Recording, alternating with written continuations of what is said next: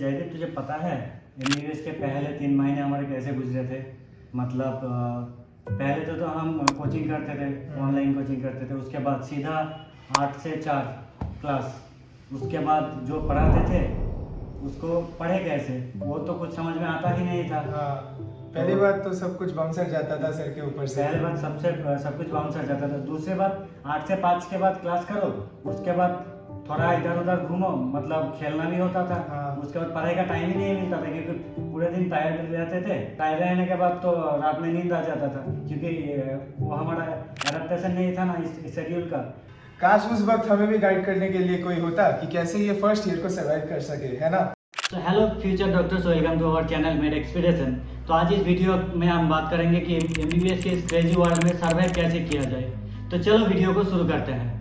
तो ये video mainly 5 segment में डिवाइड है। फर्स्ट है टाइम मैनेजमेंट, सेकंड है स्मार्ट स्टडी, थर्ड है ऑर्गेनाइज्ड स्टडी, फोर्थ है taking care of yourself and last and finally dealing with seniors and other faculties. तो first है अपना टाइम मैनेजमेंट। नीट के वक्त जब हम कोचिंग लेते थे तो अपना शेड्यूल कुछ अलग होता था और ऑफ कोर्स एमबीबीएस में आने के बाद हमारा शेड्यूल कुछ और होगा। तो उसी को थोड़ा एडजस्ट करने में हम लोगों को कभी कभार टाइम लग जाता है और इसी के लिए कुछ टिप्स आपको हम लोग देंगे यहाँ पे।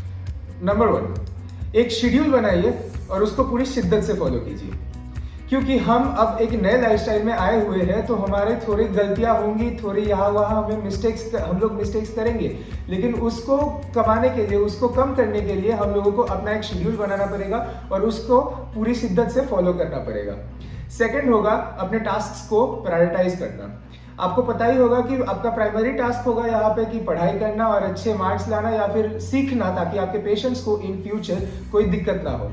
तो अपने उस टास्क को अपने आप से प्रायोरिटाइज करिए कि आपको क्या क्या चीज़ इंपॉर्टेंट लगता है और क्या क्या चीज़ इंपॉर्टेंट नहीं लगता है और उसी हिसाब से अपने रूटीन को बनाइए।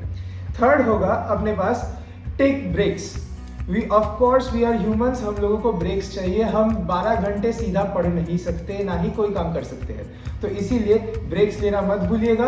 और अगर आपको लगता है कि हम ब्रेक्स कब ले, कैसे ले, तो मैं एक टेक्निक आप लोगों को बोलना चाहूँगा जिसका नाम है पोमोडोरो टेक्निक, जहाँ पे आप लोग 25 मिनट पढ़ाई करेंगे, फिर 5 मिनट का छोटा सा एक ब्रेक लेंगे और इसी करके साइकिल को रिपीट कर सकते हैं। और अगर आपको लगता है कि आपका अटेंशन स्पैन थोड़ा ज़्यादा है तो आप 45 मिनट और 15 मिनट करके पढ़ाई और ब्रेक्स भी ले सकते हो।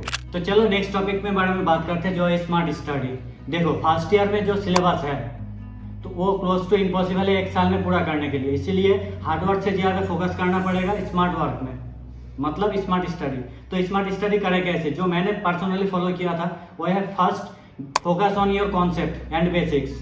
मतलब तुम कुछ चीज़ें जो रट्टा मार के 5.5 साल के बाद भूल जाओगे, ऐसे नहीं करना है। हमें कॉन्सेप्ट जो है वो कॉन्सेप्ट याद करना पड़ेगा, इसीलिए कॉन्सेप्ट पे फोकस करो क्योंकि कॉन्सेप्ट ही 5 साल रह जाएगा।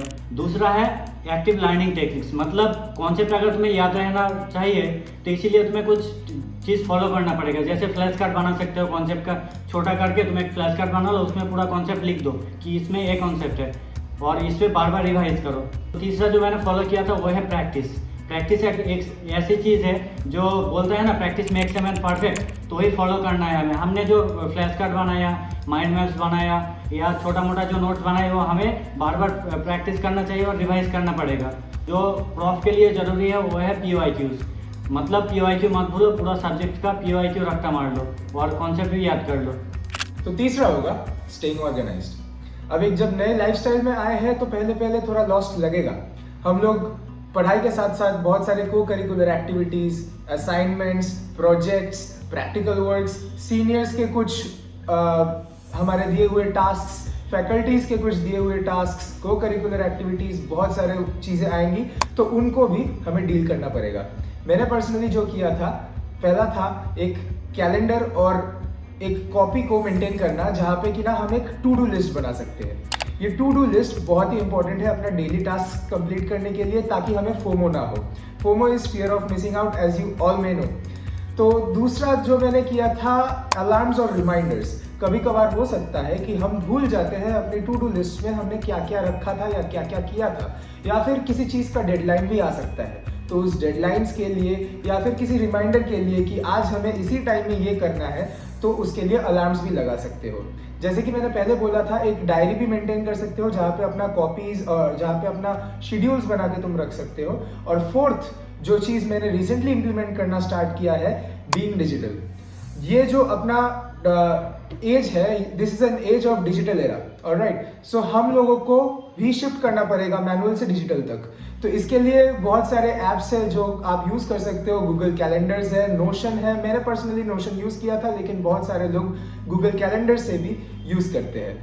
और लास्टली हम ये बोलना चाहते हैं कि you should always take care of yourself. Medical school या MBBS लाइफस्टाइल ओवरवेलमिंग हो सकता है बहुतों के लिए, बोथ फिजिकली एंड मेंटली। इतनी पढ़ाई, इतने पेशेंट्स के साथ डील करना थोड़ा ओवरवेलमिंग लग सकता है, लेकिन इसी के बीच में बहुत इंपॉर्टेंट है अपने आप का ख्याल रखना, क्योंकि after all if you are not good you can not treat your patients, alright. So इसके बारे में हम बोलना चाहेंगे कि पहली बात तो गेट सम एक्सरसाइज। हर वक्त घर में पड़े रह के पढ़ना is not healthy for your lifestyle. Sedentary lifestyle is not good for you. तो इसीलिए एक्सरसाइज कर लो। सुबह उठ के योगा करना है कर लो, सुबह उठ के कुछ फ्री हैंड एक्सरसाइज करना है कर लो, या फिर अगर तुम्हारे कॉलेज में या फिर कॉलेज के आसपास कोई जिम है तो हो सके तो उसे भी ज्वाइन कर लेना। सेकंड होगा ईट हेल्दी। कैंटीन का खाना, हाँ पता है कैंटीन का खाना उतना हेल्दी नहीं भी हो सकता है कभी कभी, लेकिन फिर भी फ्रूट्स, सीजनल फ्रूट्स, कुछ सप्लीमेंट्स जैसे कि मल्टीविटामिन टैबलेट्स वगैरह, ये भी तुम ले सकते हो। ऑल्दो फ्रूट्स लेने के बाद मल्टीविटामिन लेने का उतना ज़रूरत नहीं होता है, फिर भी अगर आपको लगता है कि आपको चाहिए तो आप ले सकते हैं। उसके बाद आएगा taking care of your self both mentally.